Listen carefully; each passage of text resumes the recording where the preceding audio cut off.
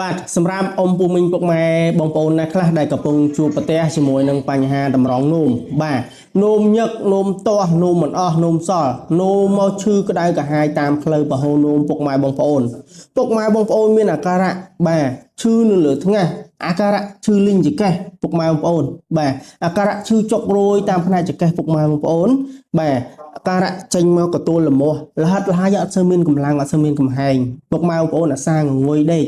ពុកម៉ែបងប្អូនណាបាទតើតើមួយបញ្ហាជាតិពុលពុកម៉ែបងប្អូនឡើងខ្លាំងណាឈឺក្បាលហិតលហាយឈឺក្បាលហិតលហាយបាទញ៉ាំច្រើនប៉ុណ្ណាក៏ឈឺក្បាលហិតលហាយដែរហើយមួយទៀតតើតើទៅលើការញ៉ាំពុកម៉ែបងប្អូនញ៉ាំ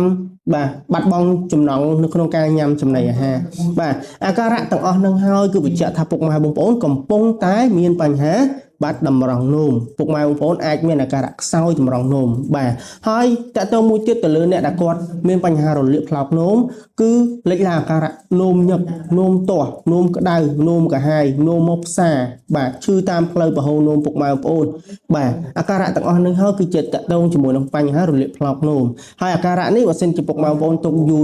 រទៅវាអាចបង្កទៅជាបញ្ហាបាទតម្រង់នោមរបស់យើងផ្នែកខាងក្រោយតែម្ដងចឹងបើសិនជាពុកម៉ែបងប្អូនកំពុងតែជួបជាមួយនឹងអាការៈទាំងអស់ហ្នឹងចង់បានជាមួយនឹងផលិតផលមួយដែលចូលទៅប្រើប្រាស់ទៅជួយទៅដល់បញ្ហាសុខភាពពុកម៉ែបងប្អូនណារាំងសង់តេនេះអាចជួយបានណាហើយសម្រាប់ផលិតផលរាំងសង់តេនេះគឺជាផលិតផលដែលយើងនាំចូលមកពីប្រទេសបារាំង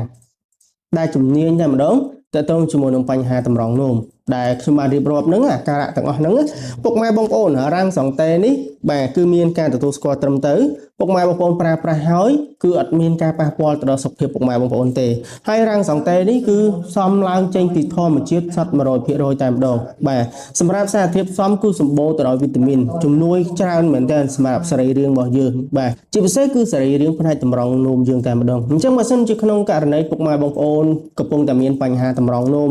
ប្រើផលិតផលជាច្រើនហើយអត់ទាន់ទទួលបានផលប្រើទៅបានត្រឹមតែមួយធូរឈប់ប្រើទៅសុខភាពពុកម៉ែបងប្អូនរើឡើងវិញបាទអាចសាកបងប្រើជាមួយរាំងសង់តេនេះបាទ